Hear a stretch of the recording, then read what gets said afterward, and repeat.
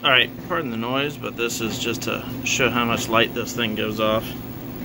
I've turned off the lights down here in the laundry room and in the shop, and you can see that the shop is pitch dark.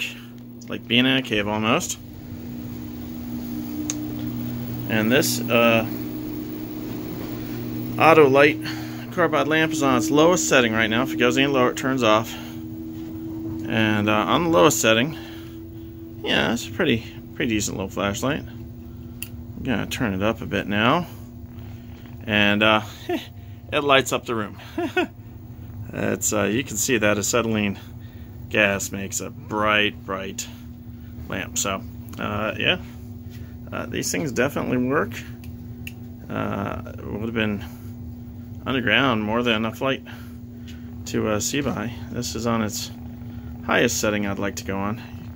You can't even, yeah, you can see how far out the flame's coming on that thing. It's way out there, but man, it tosses some light. So yeah, this old Auto-Lite works really well. Bottom is definitely getting hot. There's just a little bit of calcium carbide in there.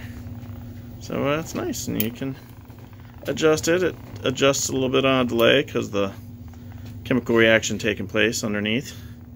And it takes a while for that flame to die back down as the reaction slows. There it goes. But yeah, that throws some light, man. It really throws some light. Guess the miners always wanted said about 1/2 inch flame on these things. And yeah, we're about 1 inch right now. It's slowing. Get all the way to the off position. So it will definitely die down. I'll put it on 1 and that'll keep it nice and low. But yeah, pretty cool. Right, back to life, no problems.